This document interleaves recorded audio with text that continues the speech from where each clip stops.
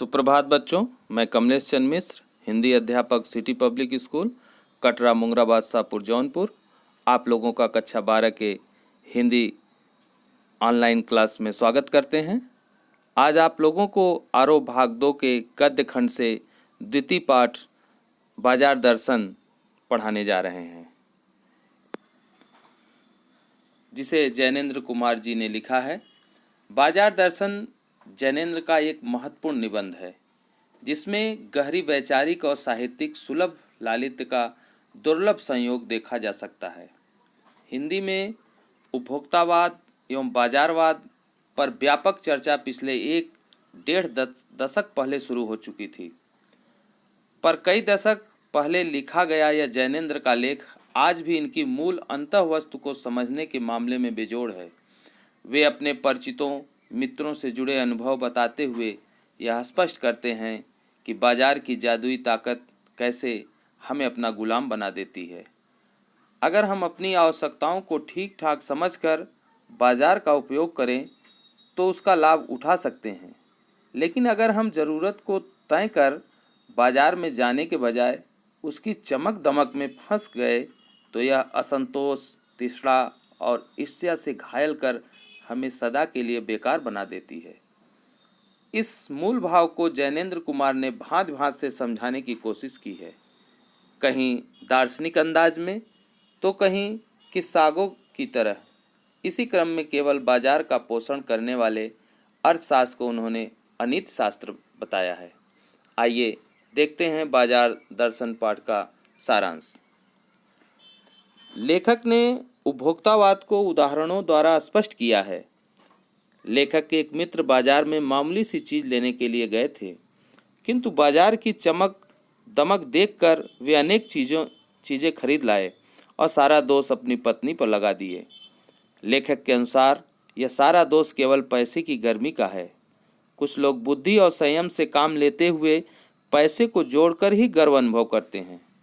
लेखक ने अपने दूसरे मित्र के बारे में यही अनुमान लगाया, जो बाजार से कुछ भी न ला सके और वे अपनी परचेजिंग पावर के हिसाब से ही खुश हैं।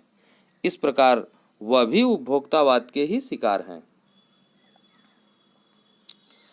बाजारवाद अपने आप में बहुत महत्वपूर्ण है। लेखक के मित्र ने भी बाजार की चकाचौंध को ही दोषी माना। जो लोग इस चकाचौंध के शिकार हो जाते हैं वे बुरी तरह फंसकर अपना नुकसान कर बैठते हैं। इसका दूसरा उदाहरण यह है कि लेखक का एक मित्र बाजार की चकाचौंध में इस प्रकार फंसा कि दिन भर घूमने के बाद भी बाजार से कोई वस्तु खरीद नहीं पाया। इसका कारण उसने लेखक को यह बताया कि बाजार में सभी कुछ उसे पसंद आया, किंतु वह कोई 1-2 वस्तु ही लाता तो अन्य वस्तु उसे छोड़ना पड़ता और वह कुछ भी छोड़ना नहीं चाहता था, इसलिए वह कुछ भी नहीं खरीद पाया। इसका लेखक ने यह अर्थ निकाला कि यदि हमें अपनी आवश्यकता का पता ही नहीं हो तो हम यह निर्णय नहीं ले पाएंगे कि हमें क्या खरीदना है और क्या नहीं खरीदना है, और इसका परिणाम भी अच्छा नहीं होगा।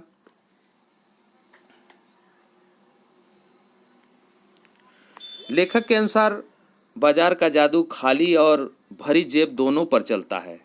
यदि जेब खाली है और मन भरा हुआ है तब भी बाजार अपनी ओर खींचता है। यदि जेब भरी है और खरीदारी तो आप खूब करेंगे, परंतु व्यर्थ की खरीदारी करेंगे। अंततः यह आपके सुख की तुलना में दुखदायी होगा। व्यर्थ की चीज़ों की खरीदारी से बाजार का जादू और ज़्यादा प्रभावी होगा।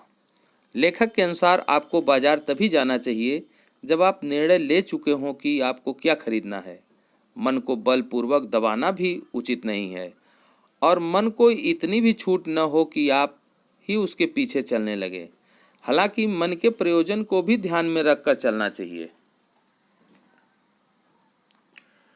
लेखक के अनुसार बाजार जाने से पूर्व ही मन में यह दृढ़ निश्चय कर लेना चाहिए हमें क्या खरीदना है, क्या नहीं खरीदना है। इससे व्यक्ति बाजार की चकाचौंध से अपने आप को बचा पाएगा और उसके द्वारा खरीदी गई वस्तु उसे आनंद प्रदान करेगी। लेखक के अनुसार व्यक्ति को अपने मन को नियंत्रित करके जीवन के सभी महत्वपूर्ण निर्णय सोच विचार कर लेना चाहिए। लेखक के अनुसार चूर्ण बेचने वाले भगत जी जीवन का एक आदर्श जीवन है। भगत जी का चूरन इतना लोकप्रिय है कि यदि उसे व्यावसायिक दृष्टि से बेचते तो माला माल हो जाते, किंतु भगत जी निश्चित समय पर ही अपने घर से निकलते थे और जब उनके चूरन की बिक्री 6 आने की कमाई हो जाती तभी तक वे चूरन बेचते थे। फिर उसके बाद में मुफ्त में ही चूरन बालकों में बांट देते थे।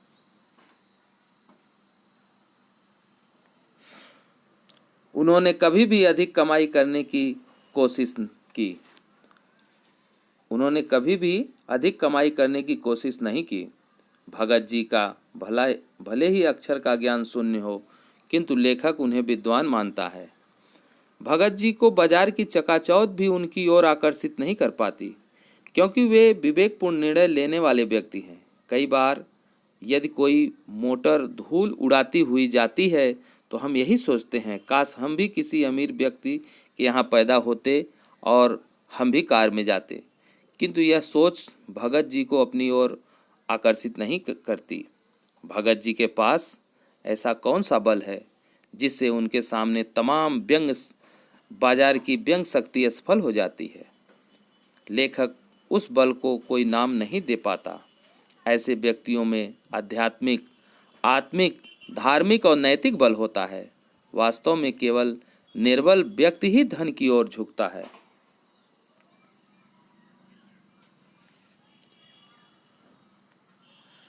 लेखक के अनुसार बाजार को सार्थकता वही व्यक्ति दे सकता है जिसे यह पता होता है कि उसे कब और क्या कितना खरीदना है।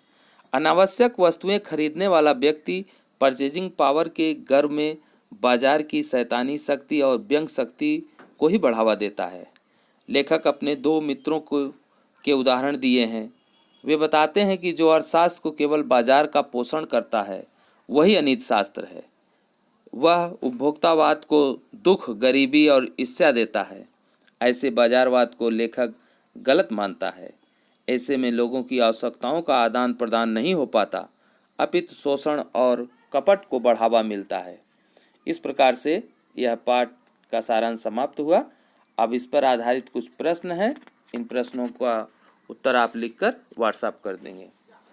बाजार का जादू चढ़ने और उतरते समय मनुष्य को पर क्या क्या असर पड़ता है। बाजार का जादू चढ़ने पर जिस तरह चुंबक लोहे को अपनी ओर आकर्षित करता है, उसी प्रकार बाजार का जादू चढ़ने पर मनुष्य उसकी ओर आकर्षित हो जाता है। उसे लगता है कि मैं ये भी सामान ले लूँ, वह भी सामान ले लूँ। उसे सभी आवश्यक, अनिवार्य और आराम बढ़ाने वाली चीज़ें मालूम होती हैं। लेकिन जब बाजार का जादू उतरता है तब उसे फैंसी चीज़ों को आराम में मदद नहीं देता, बल्कि आराम में खलल डालती है। उसे लगता है कि इससे थोड़ी देर गर्व जरूर महसूस होता है, पर उससे अभिमान को गिल्टी और खुराक मिलती है। अगला प्रश्न है, बाजार में भगत जी के व्यक्तित्व का कौन सा सशक्त पहलू उभर कर सामने आता है? क्या आपकी नज़र में उनका आचरण समाज में शांति स्थापित करने में मददगार साबित हो सकता है? भगत जी पर बाजार का चकाचौंध अपना प्रभाव नहीं डाल पाता है। वह खुली आंख, तुष्ट मन, मग्न भाव से चौक बाजार में जाते हैं। एक छोटी सी पंसारी की दुकान पर जाते हैं, क्योंकि केवल उनको जीरा और नमक ही खरीदना है जिससे वे चूरन बनाते हैं। वे अपनी आवश्यकताओं को भली भांति जानते हैं। उनके व्यक्तित्व का यह सशक्त पहलू इस पाठ में उजागर हुआ है। बाजारूपन से क्या तात्पर्य है? किस प्रकार के व्यक्ति बाजार को सार्थकता प्रदान करते हैं? कपट को बढ़ावा देना ही बाजारूपन का अर्थ है। इसके बढ़ने से परस्पर सद्भावना में कमी आती है। इससे मनुष्य आपस में भाईचारा, मित्र, पड़ोसी नहीं रह पाते। वे आपस में केवल ग्राहक और विक्रेता की तरह व्यवहार करते हैं। इसमें एक की हानि में दूसरे का लाभ दिखाई देता है। बाजारूपन में शोषण अधिक और आवश्यकताओं का आदान प्रदान बहुत कम होता है। बाजार की सार्थकता लेखक के विचार से यह है कि व्यक्ति बाजार को अपनी आवश्यकताओं को ठीक ठाक समझकर अगर बाजार जाए तो बाजार का उपयोग होता है। यदि हम बाजार की चमक दमक में फंस गए तो यह असंतोष, तृष्णा और ईर्ष्या को घायल कर बेकार बना डालती है। अतः बाजार की सार्थकता भगत जी जैसे लोगों से है, जिन्हें अपनी आवश्यकताओं का पूर्ण ज्ञान होता है। बाजार किसी का लिंग, जाति, धर्म या क्षेत्र नहीं देखता, वह देखता है सिर्फ उसकी क्रय शक्ति को। इस रूप में वह एक प्रकार से सामाजिक क्षमता की भी रचना कर रहा है। आप इससे कहाँ तक सहमत हैं? बाजार में सभी जात, धर्म, लिंग के व्यक्ति आते हैं।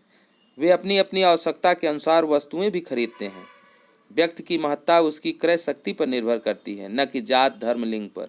विक्रेता उसी ग्राहक को महत्व देता है जो अधिक सामान खरीदता है। इस दृष्टि में जाति धर्म का भेद मिटाकर बाजार सामाजिक समरसता की रचना करता है। इसलिए कहा जा सकता है बाजार समाज में सामाजिक समता की ही रचना करता है। आप अपने समाज में कुछ ऐसे प्रसंग का उल्लेख करें जब पैसा शक्ति के परिचायक के रूप में प्रतीत हुआ है। मुंबई जैसे महानगर में मेरी बहन ने मकान खरीदा और जब वह कहीं भी जाती है तो सब सुनकर आश्चर्य करते हैं कि उसके पास फ्लैट नहीं, अपना मकान है। अब मेरी बहन सामाजिक दृष्टि से संपन्न लोगों में गिनी जाती है। जब पैसे की शक्ति काम नहीं आती है, जब भूतपूर्व प्रधानमंत्री इंदिरा गांधी को आतंकवादियों ने गोली मार दी, तब अपार धन दौलत होते हुए भी उन्हें पुनः जीवित नहीं किया जा सका। बाजार दर्शन पाठ में